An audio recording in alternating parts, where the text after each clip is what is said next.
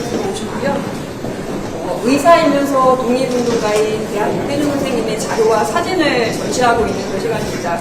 지금 보시는 것이 이 전시관의 첫 번째 전시물입니다. 혹시 전 세계에 이태준 기념관이 몇 개나 있는지 알고 계실까요? 두 곳이거든요. 하나는 선생님께서 태어나셨던 그냥 하나네 이태준 기념관이 있고요. 하나는 바로 이곳 울란바토르입니다. 근데 이 흉상 역시도 두 거리예요. 하나는 이태준 기념관이 선생님 숭고 100주년을 맞이해서 전시관을 새로 조성하면서 이 흉상도 함께 만들었는데 저희가 이제 몽골 울란바토르의 전시관을 만들면서 태어나신 곳과 돌아가신 곳에 같은 모습의 전시물을 좀 두고 여기를 오시는 관객들이 처음 선생님께 인사를 드렸으면 좋겠다 그런 마음을 담아서 1호 전시물로 흉상을 제시하였습니다. 맞습니다.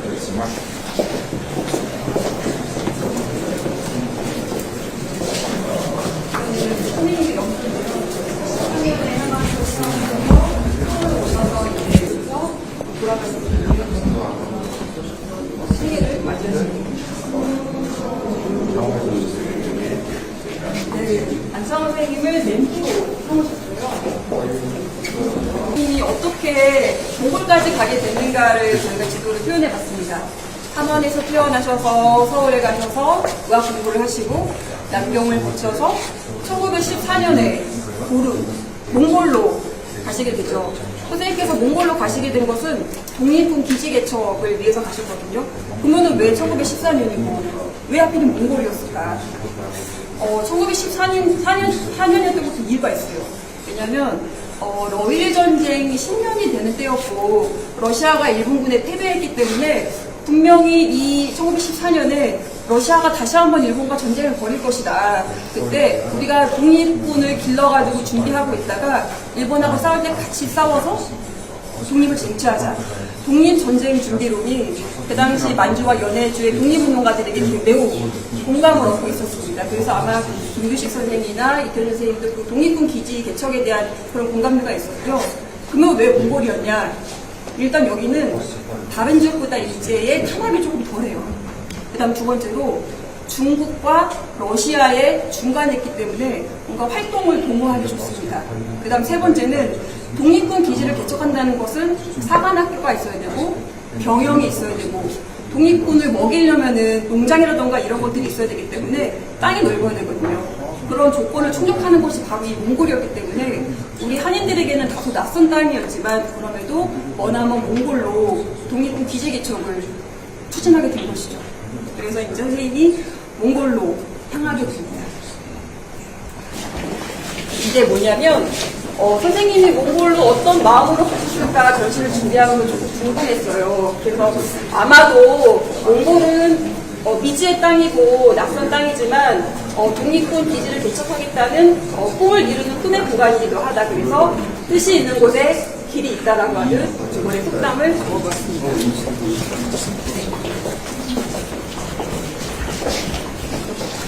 그렇지만 국내에서 오기로 한 자금이 조달되지 못하면서 결국 독립군 기지 개척은 무산이 되고 선생님께서는 이제 세브란스 의학교에서 배웠던 그 의학 기술을 가지고 이 공의의학이라고 하는 병원을 차리시게 돼요.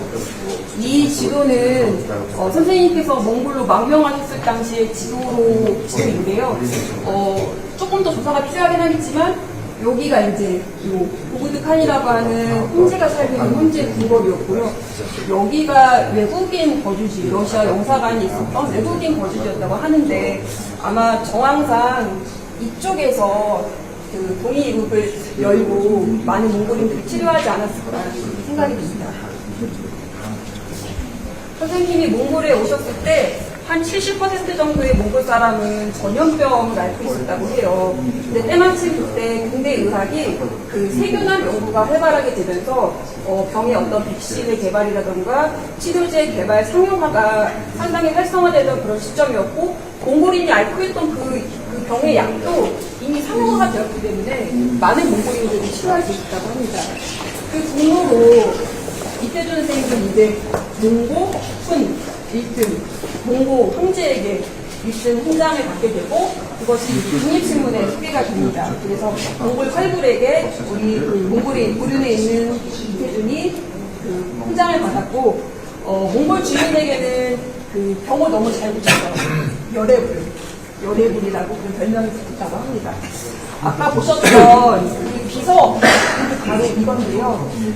그전까지 이제 한국에서는 독립신문을 통해서 이태준 선생님이 몽골 황제에게 훈장을 받았다는 사실을 알았는데 이 자료가 발견이 된 거예요. 이 자료가 1999년 4월에 몽골 국립문서보관소에서 그 몽골 국립대학이 특수를 하는 교수님께서 이 자료를 발견하십니다. 그리고 주한 몽골 대사관에 사실을 알려주시게 되면서 이 자료를 통해서 소개가 됐는데요.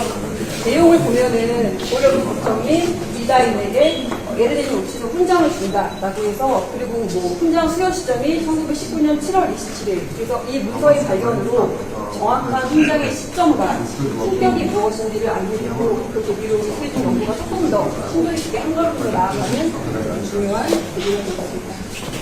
이렇게 몽골에서 몽골 사람들에게 신뢰를 받고 사랑을 받았기 때문에 이곳에서 독립운동도 전개될 수 있었는데요. 내재인 김기식 선생님이 1919년에 파리강화문을 갈 때 여비를 지원한다던가, 그 이외에 많은 독립운동가들이 이 독립인국을 찾았을 때 숙소가 되기도 하고 여비를 지원하기도 하고 많은 독립운동 지원 활동을 하시게 됩니다. 만나가지고 이제 의협단에 가입하면서 내가 지금 폭탄 제조 기술자가 필요하다라고 이렇게 고민을 토로하니까 내 운전사가 그 헝가리 출신 포로인데 그 사람이 그런 기술이 있으니 내가 당신께 그 마자르를 소개시켜주겠다 약속을 하고 그 구르로 돌아가시다가 그 이후에 있는 많은 폭탄을 마자르가 다 제조를 하게 됩니다. 본인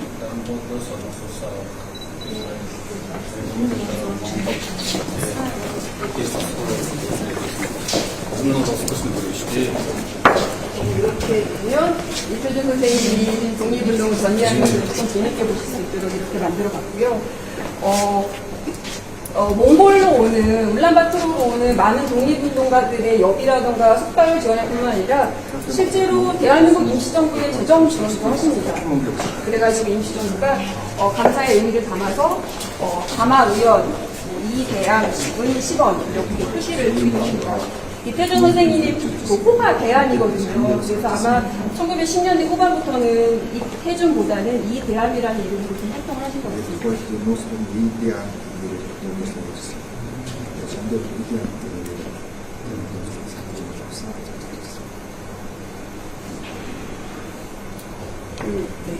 이게 독립신문이었나요?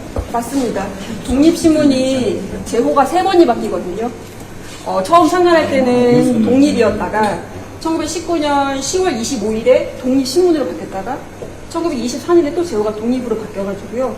요거는 그 제호가 바뀌기 전 초창기의 신문이기 때문에 독립으로 되어 있고, 아까 훈장 그 소개가 됐던 그 신문은 또 독립신문입니다. 제호의 변경을 함께 알 수 있습니다.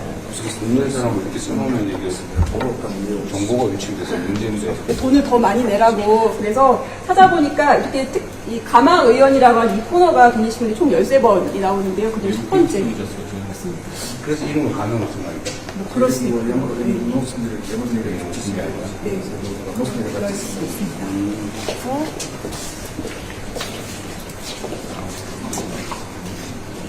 그 10전위원을 찾아가서 김영국 동무를 면회하라. 이 김영국도 세브란스 의전 출신이에요. 그래서 이제 후배 의사가 운영하는 그 병원이 거점이 돼서 10전위원에서 독립운동가 도와주고 독립의복을 가고 그런 식으로 독립운동가들을 이렇게 지원했다고 합니다.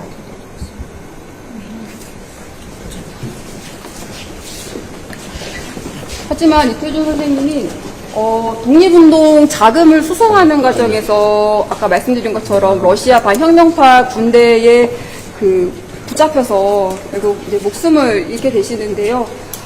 선생님의 그 시신을 수습한 것은 몽골 분들이셨어요. 몽골인들을 많이 살리셨고 치료하셨고 많은 사랑을 받았기 때문에 선생님이 돌아가시자 선생님의 시신을 모셔서 그 자이승 구룩의 언덕 비탈길에 그 작은 분묘를 만들어서 모셨다고 합니다.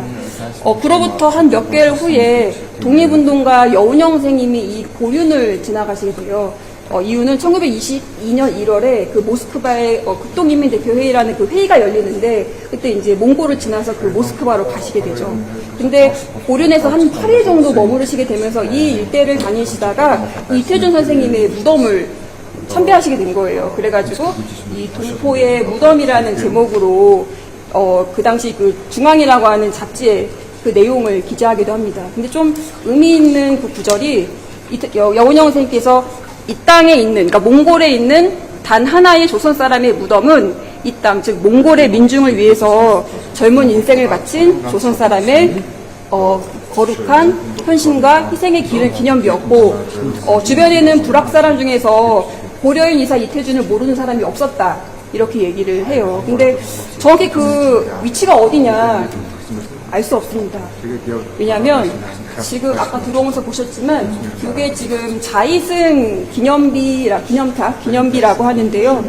1971년에 조성된 기념물이고 몽골 소련 연합군이 제2차 해전 당시의 승리를 기념해서 이 기념물을 세우게 돼요. 그러면서 아마 주변을 좀 이렇게 정비하는 과정에서 이태준 선생님 그 묘소도 함께 좀 훼손된 것이 아닌가. 근처일 거라고 추정한다는 거예요? 네, 이 자이승 구릉의 어딘가로 추정을 합니다. 추정을 하고. 근데 너무나 다행스럽게도 몽골 정부께서 이 선생님이 돌아가신 이 자이승 구릉이 바로 보이는 이곳에 2,000평의 땅을 또 무상으로 기증을 해주셨기 때문에 비록 선생님의 분묘는 지금 어디인지 정확히 좀 알 수 없지만 선생님 분묘가 바라보이는 이곳에 기념공원을 만들고 기념관을 지어서 선생님의 어떤 헌신과 희생을 기념하고 있는 그 정신은 계속 이어가고 있다. 그렇게 말씀드릴 수 있을 것 같습니다.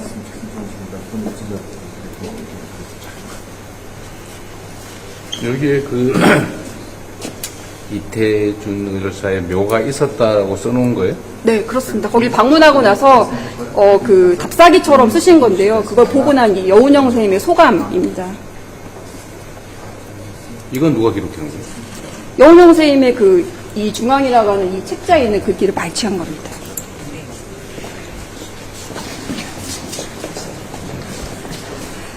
그래서 이제 38살의 나이로 너무나 좀 짧게 돌아가시는 게 안타까워서 만약에 그때가 아니라 지금은 사셨으면 어떤 삶을 살았을까 좀 AI의 도움 받아서 저희가 좀 영상을 만들어 왔는데요.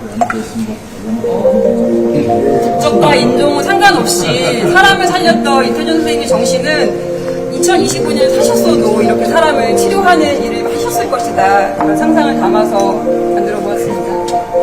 잘 맞나요, 얼굴이?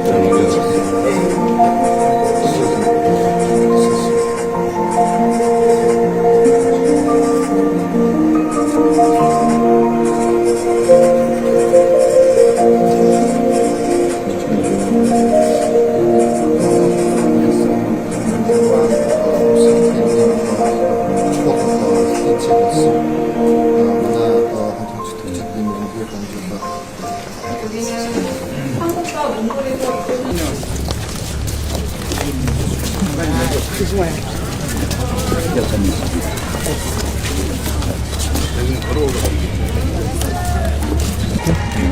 네, 촬영하겠습니다. 하나, 둘. 네, 감사합니다. 여기는 타러 올라가시나요? 이쪽까지는 차량으로 가고요. 그다음부터 계단은 좀